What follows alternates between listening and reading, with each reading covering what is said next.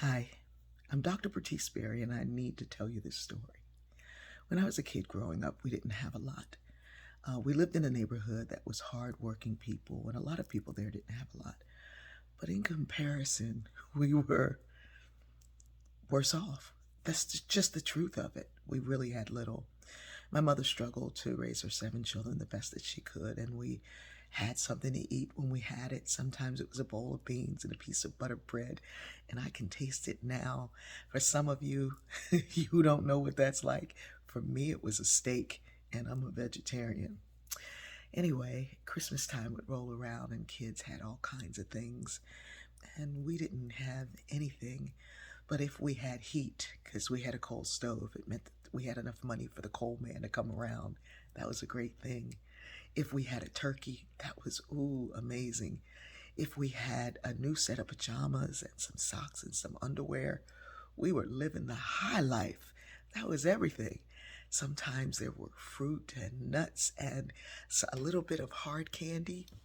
Ooh, it was Christmas. Probably a few years of my childhood, we were able to get presents and things. And one year, my mother gave me a typewriter, and oh, what joy. But for the most part, we didn't have a lot. And that wasn't the hard part. The hard part was when we would have to be around our friends and they would talk about all the things they got. And so you would kind of quietly look away, don't say much, don't give in to what was going on. You just kind of go with it. When I was really young, I would make up a list of things that I had gotten, even though I didn't. But one time, one of my cousins called me out and said, "You know, you didn't get anything." And she called me out in front of everybody else. And boy, was that a thing. And so from then on, I just didn't say anything. But people kind of knew, or it felt like they knew. And it felt like this thing you were carrying. Relative deprivation is real. It is when you are deprived of the things that most people in your culture, society, area already have. And so, in comparison, relative to others, you are greatly, greatly deprived. Now, relative to people in maybe some other countries, we were still not deprived. But in comparison to the folks around us, we definitely were. There are theories of relative deprivation that say that it happens in stages in terms of the groups within a society.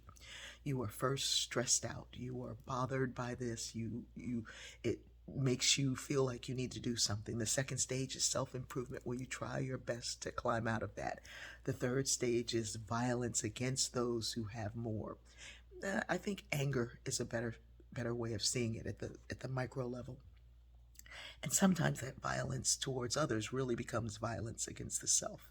Sometimes it becomes taking oneself out. And then there is an attempt to constructively change the society around you.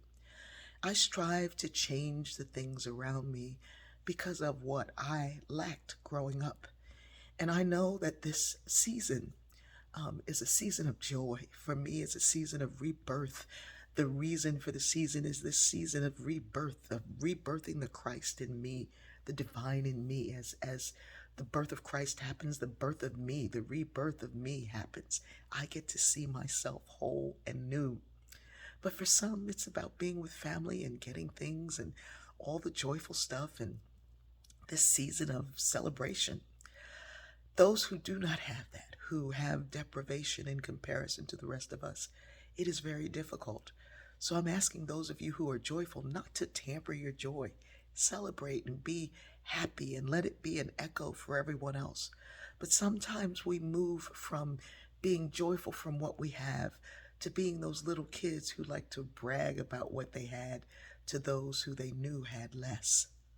Sometimes we use the joy of the season as a badge of honor against those who are less than us.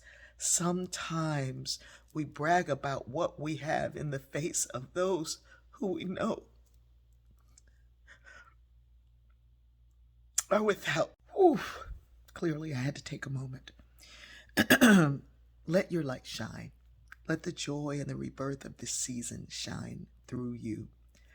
But when that rebirth happens, allow it to bring love and light for for those who feel that they have less, those who feel that they are less.